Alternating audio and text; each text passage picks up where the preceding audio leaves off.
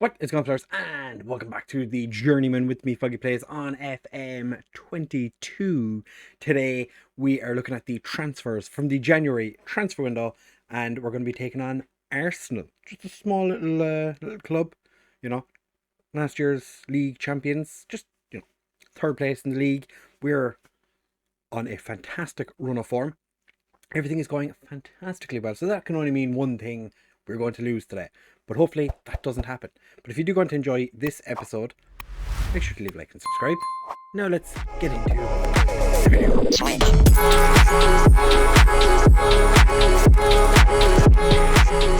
So as you can see from the amount of money that has been spent and has come in over the two transfer windows, we've made a tidy little £13 million profit, which is not a huge amount, but it's fine, I guess. We did end up selling Raheem Sterling to Spurs. Got 6 million for him. It hasn't got a value now because he's not for sale, but he's played 3 league games, 6 games in total, and has had 2 assists. So that was probably a good change on his part. Kekarish, as I said, has gone to Napoli. He's played 5 times for them, and he's been exceptionally bang average. They made that, like, if they were to sell him right now, they'd make a tidy profit off him. Isak, actually didn't check to see what Isak's been getting on. 4 games, 1 goal for Inter. Kind of sad that he left. Still an absolute physical beast, but didn't really have a place for him in the squad anymore. So that's unfortunate. A couple of players went out on loan. Carlos Vitor went to Stuttgart. Stuart O'Kane Masterson, having made his Man City debut, has gone off to play for Waterford. Be interesting to see how he gets on when the league kicks off in Ireland. Gonzalez, interestingly, has gone out to Juventus on loan. Wasn't really getting much in the way of first team football for us. And Juventus were like, hey, we'll take him. So they're paying a bunch of cash. Not going to complain. Good player. Not really good enough for us.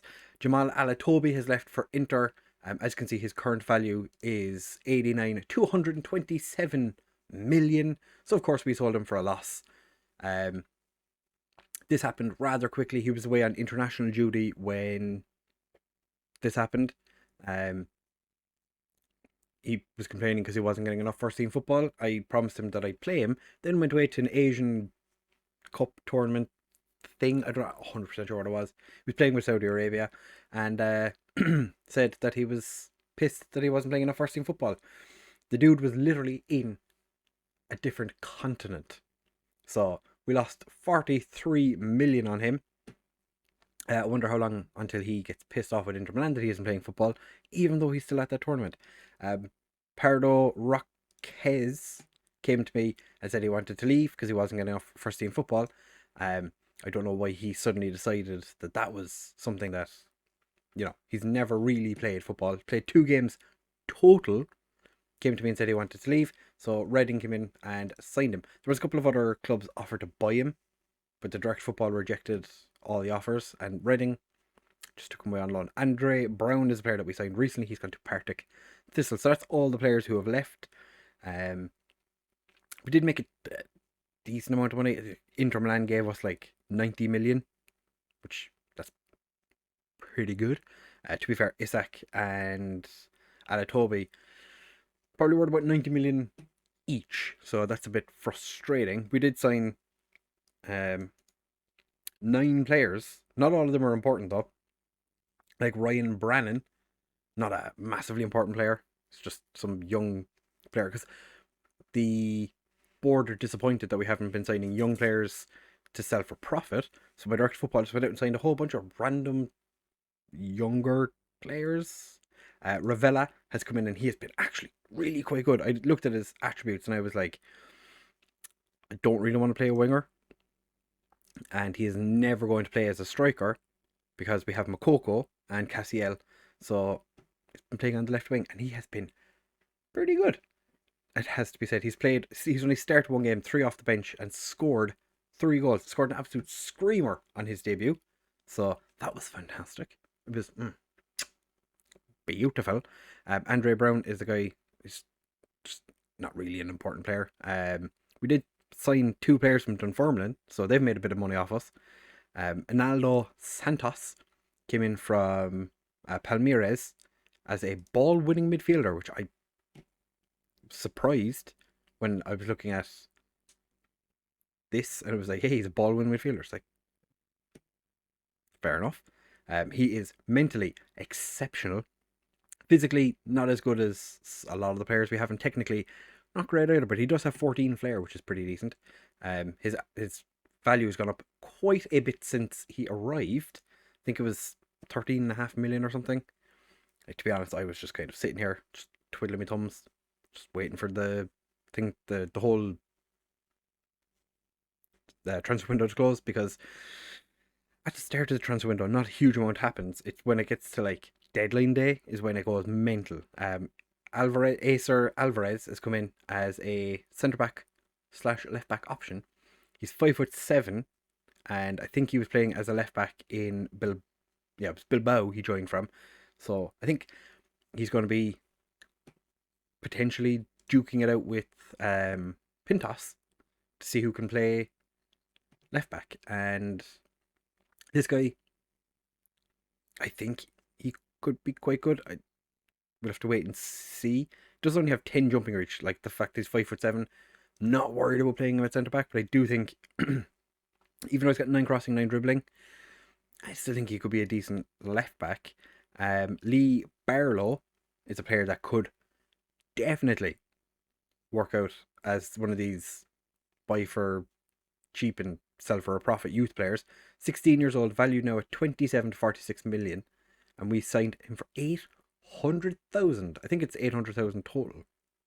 I don't think there's any like extras on this one, but there probably is some mad stuff that I don't know about.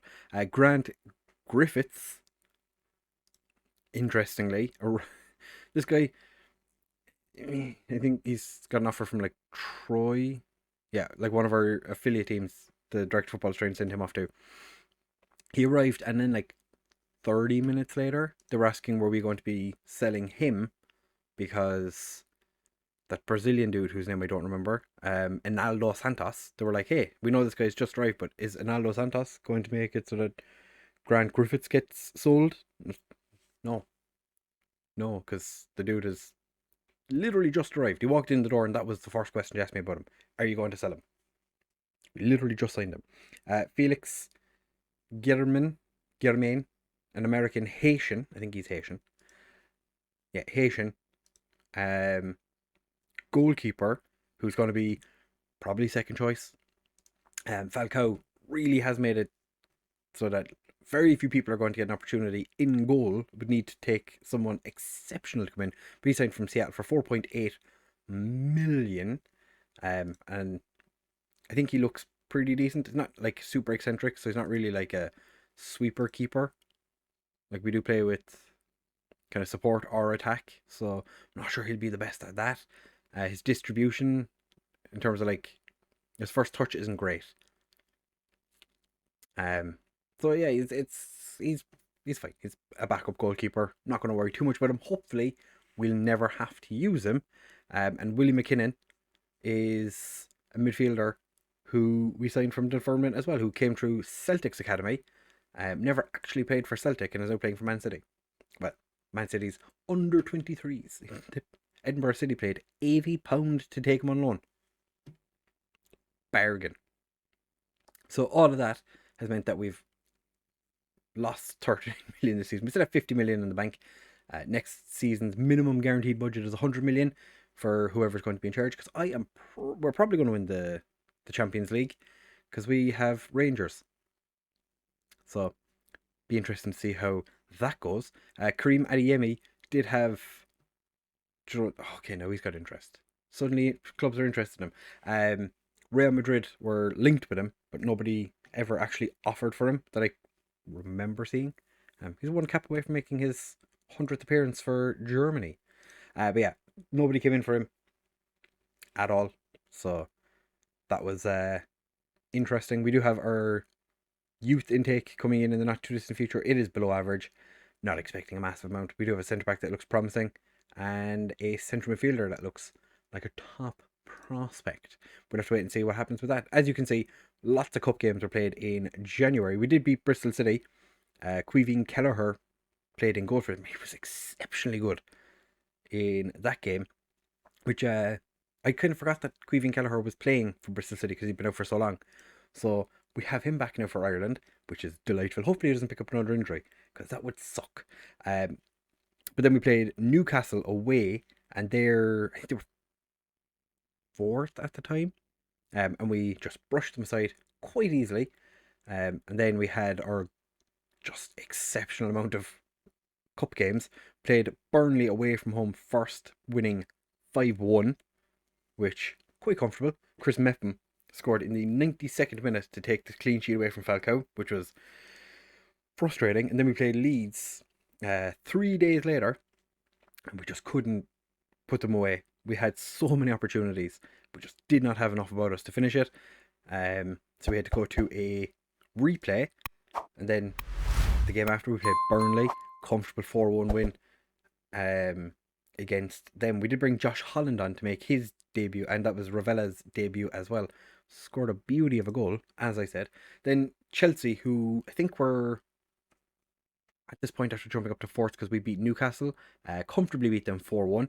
The only team to have beaten us at all. Yeah, the only team that's beaten us since the season started. We crushed them.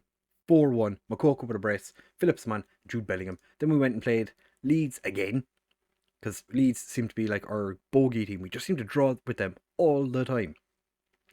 Comfortable 3-1 win in the replay. Jude Bellingham did miss a penalty, which is very frustrating, because that was an early penalty as well in the first half. We could have easily put them away. Makoko and Delaney didn't have great games that day, so that wasn't ideal. Then against Everton, who I'm really hoping get relegated, we beat them comfortably 4-1. And against Southampton in the most recent game, 3-0, just brushed them aside. Makoko and Philip Saman having fantastic games. So it's Arsenal today, and it is first versus third. We are 7 points clear already with 14 games to go, and 14 games to go. We cannot finish any lower than 14th place, which is fantastic. Spurs and Everton are duking it out to try and survive. I'm hoping Bristol City can get their act together and jump up to 17th. I want Bristol City to survive, but I want Everton and Spurs getting relegated, because that would be freaking hilarious. But as I said, FA Cup, we play Bournemouth in the next round, Rangers in the next episode, which will also coincide with us playing Southampton in the EFL Cup final. So we play the first leg against Rangers and the final against Southampton, where I will be donning a Southampton jersey because I don't have a Man City jersey. We also do play Southampton in the next match. We're playing a friendly against Dundalk. It's just saying it's a friendly, but I have it set so that it's going to be Ruben Diaz's what's it called?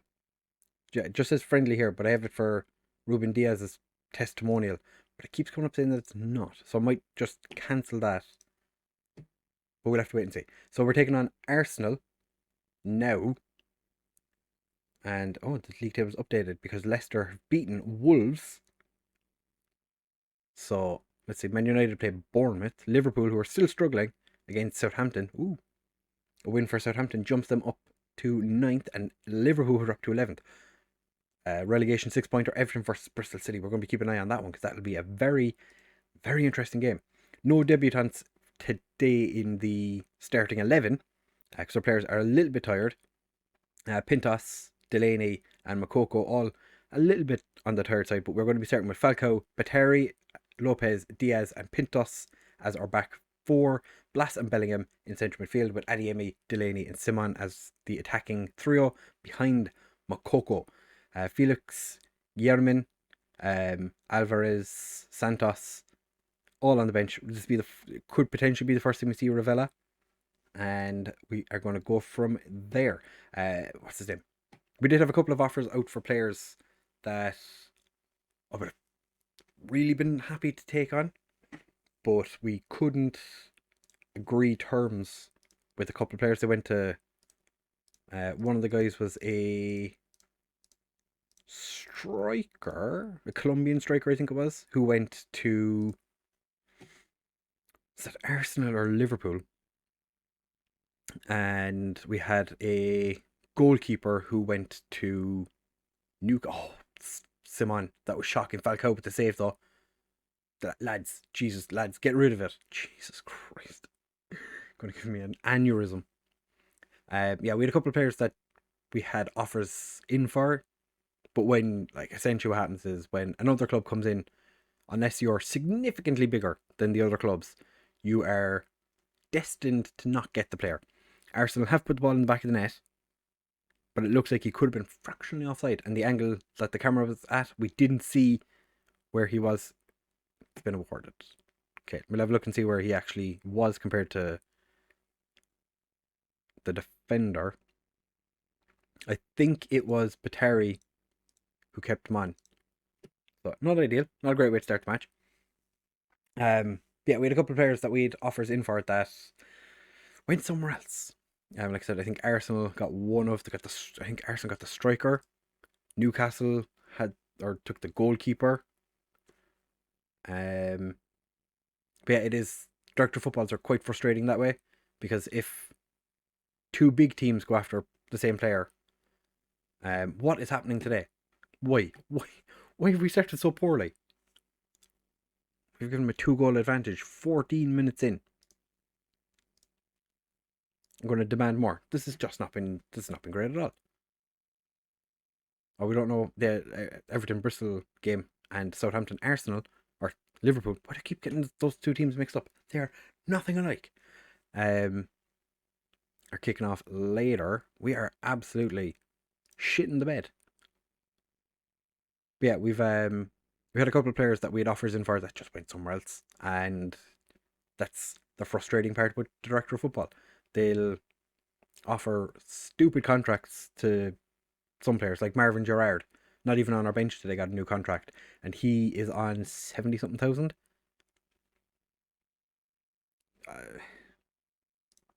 Why? Why? He's bang average left back, centre back.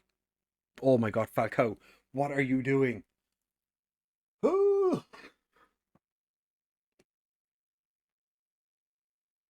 Okay, we're 3 down. I told you this was going to happen. I knew this was going to happen. I knew it. I said it. I even said it. I was like, we're going to get absolutely shafted in this game. Hector Lopez is playing terribly. Adeyemi is playing terribly. Philip Simon is playing terribly.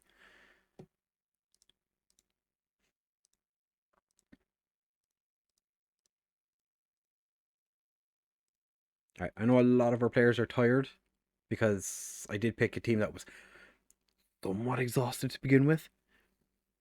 But we should be doing better than this. I'm going to swap Delaney and Bellingham. Bellingham is playing as a shadow striker when he goes to the attack midfield position recently. Delaney, when he goes into central midfield, advanced playmaker. And it seems to work.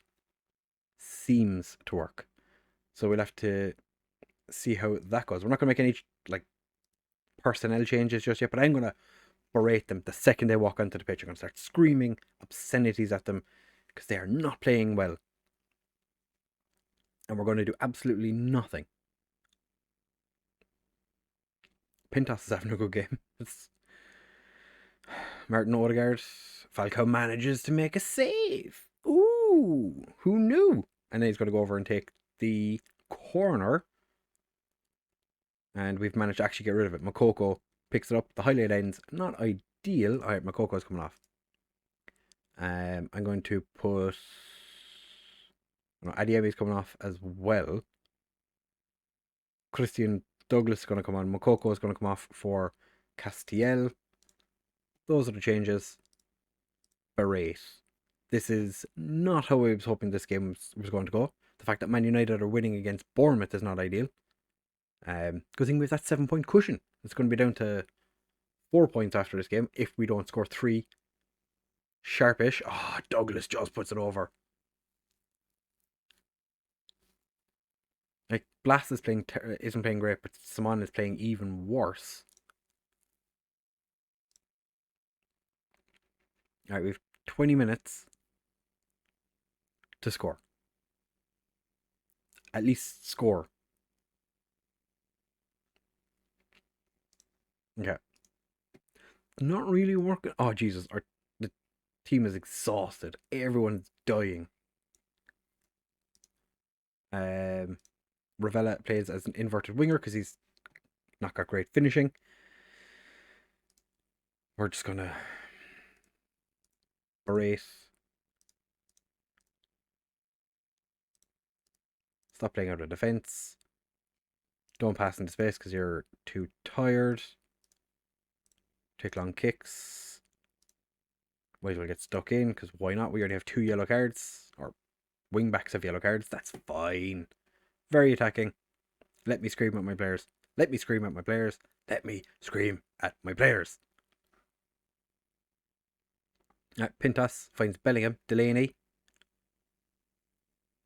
We have one more throw of the dice. Can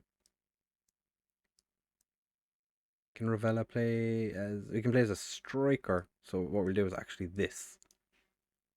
What do you want to be as a striker? We're going scummy. All complete forwards. All complete forwards. You can be a Mazzella on attack. Mazzella on attack. Advanced playmaker on attack. Pintas. Complete wing back on attack. Batari, complete wing back on attack. And it's got to chuck the goalkeeper to be sweeper keeper on attack. Even if we score a goal, because we scored like for 30 games in a row, I think it is. So it'd be nice if we could, keep that run going. Pintas boots it clear. We are absolutely 100% under the cosh. I'm just hoping that we can do something. I knew this was going to happen. I knew this was going to happen. I even said it. The fact that Smith Rowe was the one that started all this. It was just, you'd say something if it was like a whole new backline. We're literally playing the same team that played pretty much every game up to this point, and they just combusted in front of Arsenal. Of all the teams in the world, Arsenal. That is the sort of match we should be winning. Falcao ended up on a 6.8. How did he get a 6.8 when he was so bad? Right. This waiting reaction thing takes... Oh, it's actually come through fairly fast this time. Oh. 2 on doing on the pleasure. So we will be back in the next episode for us to take on Southampton in the EFL Cup final and Rangers in the first leg of the Champions League. So if you did enjoy this episode, do make sure to leave a like, comment and subscribe. I'll catch you in the next one.